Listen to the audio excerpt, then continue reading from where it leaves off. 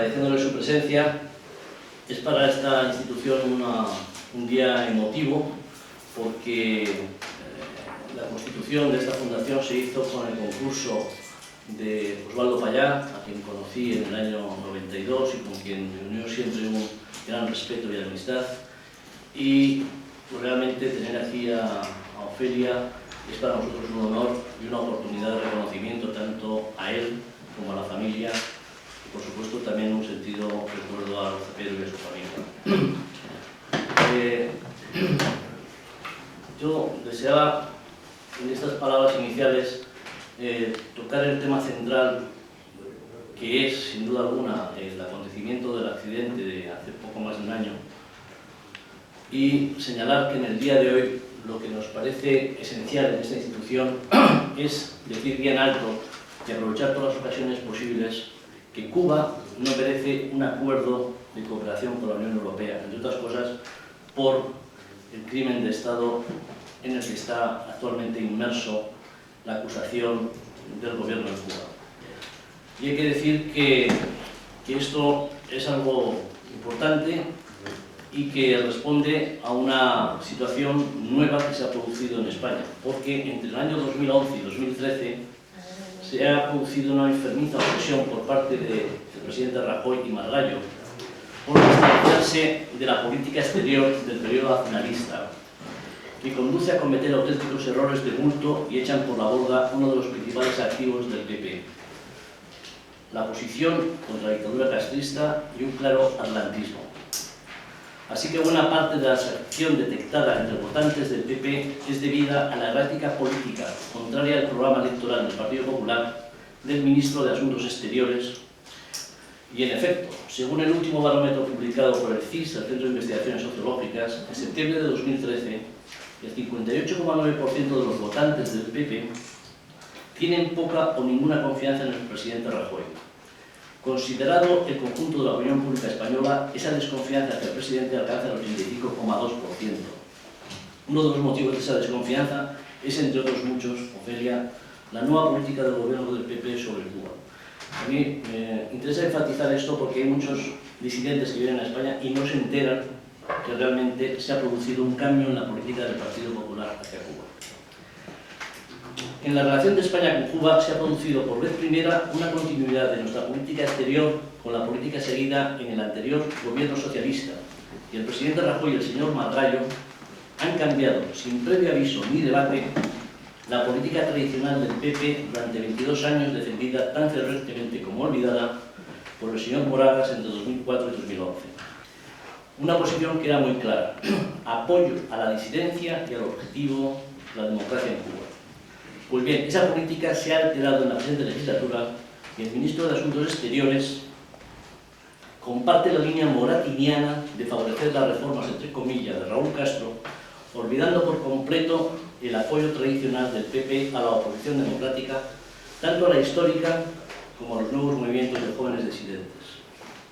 Si el gobierno de Zapatero Moratinos pretendió, sin conseguirlo, eliminar la posición común europea de modo que fuera posible un acuerdo de cooperación con Cuba y la Unión Europea, y aquí que el actual ministro popular pretende lo mismo que Moratinos, pero con distintas palabras. Consiste en el engaño de mantener la posición común y a la vez apoyar decididamente la firma de dicho acuerdo de cooperación actualmente en trámite. Pero los Castro, denunciados por la familia de Osvaldo Payá por haber cometido un crimen de Estado, ¿son acaso merecedores de un acuerdo de Cuba con la Unión Europea? Según el gobierno español, sí. Según la oposición democrática, no. Recuperada la libertad del señor Carromero, ha contado en Madrid lo que pasó en Cuba, un falso accidente con resultado de muerte de Osvaldo Payá y Harold Pedro. El régimen totalitario cubano no podía aceptar que en un plazo breve un premio Sájarov ascendiera al altar del Premio Nobel de la Paz. Los servicios secretos cubanos aprovecharon la circunstancia de un viaje al oriente de Cuba, conducido por un español, para hacer un montaje de accidente, entre comillas. Con el señor Carromero, por decisión del señor García Margallo, se ha producido en España, en el Partido Popular, una extraordinaria injusticia. El ministro aduce que el señor Carromero aprobó en Cuba el memorándum que también firmó el cónsul de España en La Habana. Por tanto, según Margallo, es cosa juzgada y punto. Tal parece que estuviéramos ante la justicia suiza o francesa, sin considerar que en la justicia, entre comillas, de un régimen totalitario, es el gobierno quien dicta las sentencias. Dada la presión sufrida por el señor Carromero en Cuba, con tal de volver a España y poder relatar lo que realmente ocurrió, hubiera afirmado hasta que él era el responsable de la muerte de Manolete. Pero ¿por qué el ministro da más crédito a lo firmado en prisión en Cuba a lo dicho en libertad en España? De verdad, no se entiende el entreguismo de Margallo con Raúl Castro, salvo que medie un compromiso político adquirido. Podría ser algo así como: te devolvemos a Romero, te entregamos a Carromero, con la condición de que sea discreto y que nos apoyes en el acuerdo de cooperación con la Unión Europea. Pero el señor Carromero no ha sido discreto, ha contado la verdad.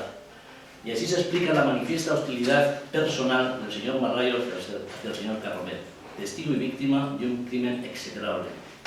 Ángel Carromero ha sido y es un estorbo en el nuevo camino de buenas relaciones del gobierno español con la dictadura cubana, y cuanto peor se le trate, más méritos cree el ministro que hace con Raúl Castro. No sabe lo equivocado que está. Moratinos hizo tantos méritos como el actual ministro y Cuba no le votó para ser director general de la FAO. Al revés, votó a Brasil y empleó toda su influencia en favor del candidato brasileño. En la Unión Europea, la opinión de España sobre Cuba es decisiva. El gobierno español lidera en Bruselas el proceso de aprobación de este acuerdo y no tiene la excusa de poder decir que está siendo arrastrado en este tema por otros países de la Unión Europea. ¿Pero alguien cree que en Cuba se han iniciado reformas o una mínima transición? Para que haya tal propósito o dinámica, tienen que darse dos circunstancias: el fin del hostigamiento a los disidentes y el inicio de conversaciones, de diálogo, con algunos líderes representativos de la oposición. Ni una cosa ni otra se ha producido en Cuba. El informe de represión en Cuba de la Comisión Cubana de Derechos Humanos recoge, solo en septiembre de 2013, 708 actos de agresión de la policía política cubana contra disidentes, detenidos temporalmente o procesados.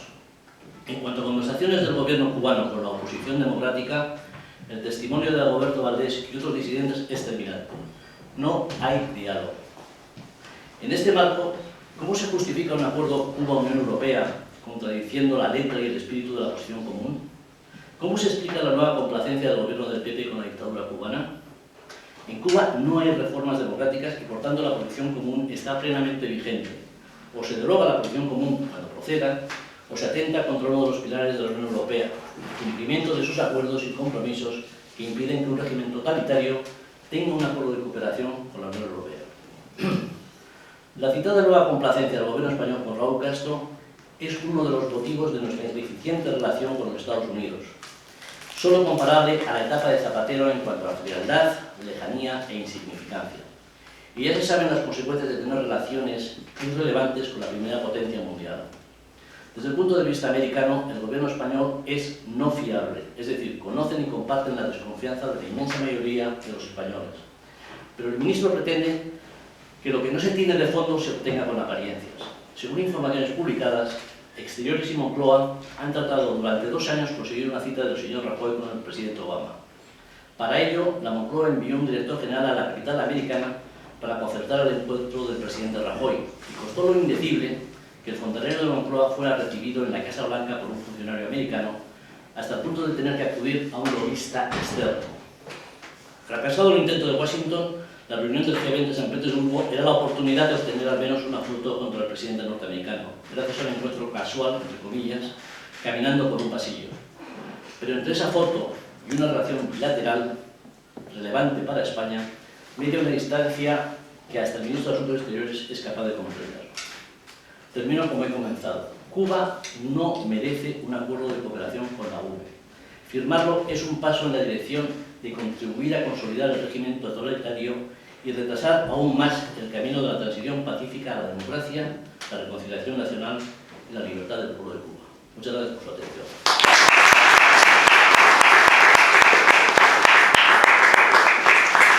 Una palabra Feli en este momento. Muchas gracias. Gracias, Miguel.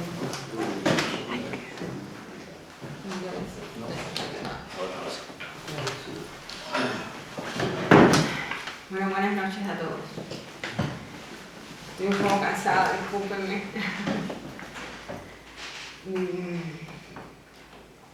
Gracias a ti, Hortázar, por esta invitación. Gracias a todos los miembros del patronato de la Fundación que han colaborado para poder estar aquí y ahora. A todas las personas que lo han hecho posible, que trabajan en esta institución, que durante unos cuantos años ya ha realizado un esfuerzo notable por apoyar, ayudar y estimular los valores democráticos dentro de Cuba. Recuerdo muy gratamente la relación de fraternidad que unió a mi esposo con esta casa durante todos estos años. No es exenta de tensiones durante algunos momentos particularmente difíciles. Su viaje aquí en el 2003 y luego el de mi hija y la comunicación de Guillermo con los líderes del MSL aquí ha sido constante y fluida durante todo este tiempo. Bien, creo que por todo lo que he dicho, les agradezco mucho la presencia de ustedes aquí también. Quería decirles que bueno, estoy aquí en España, primeramente porque fui invitada por el Grupo Popular del Parlamento Europeo a un homenaje que ellos brindarían a Osvaldo y a Harold en Estrasburgo. Luego he podido cubrir una serie de invitaciones a diferentes eventos con partidos, instituciones, amigos del Movimiento Cristiano de Liberación a través de los años. Y me he reunido también con personalidades políticas dentro de España y fuera de España también. Hoy he estado en el Congreso del Partido Demócrata Cristiano Sueco. Estuve en la ONU, en el Consejo de Derechos Humanos. He podido tener una breve intervención. Me interrumpieron varias veces, como es lógico, en la parte cubana y la parte china y tal. Pero bueno, pudimos hacer llegar el mensaje que pretendíamos, ¿no? Bueno, yo quería decirles a ustedes que bueno, hoy sabemos claramente que mientras que Osvaldo viajaba hasta Santiago de Cuba, gracias a la solidaridad de estos dos jóvenes, un español y otro sueco, Osvaldo y Harold Cepero fueron perseguidos desde el primer momento por autos de la seguridad del Estado, que embistieron el auto en que ellos viajaban.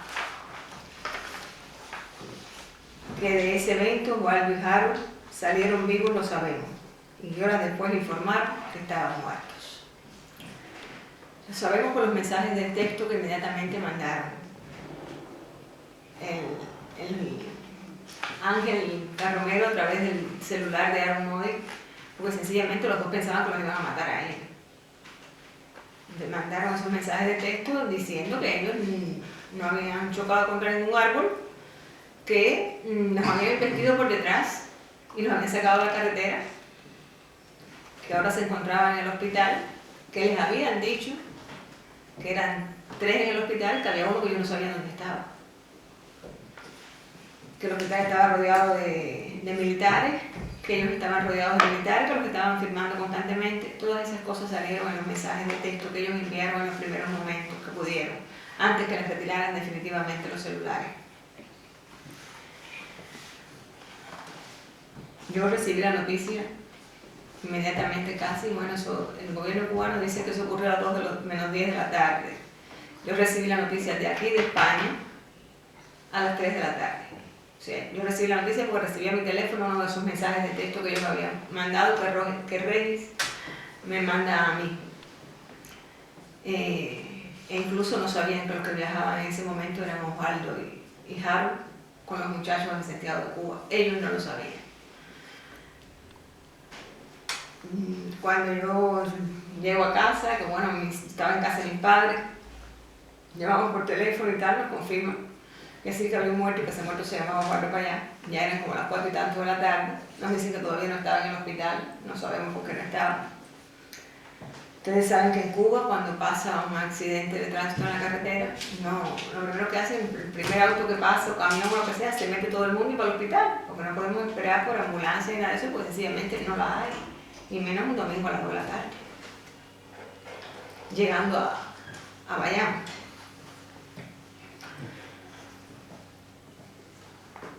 Osvaldo había sufrido desde hace muchos años innumerables amenazas de muerte del gobierno, desde hace muchísimos años.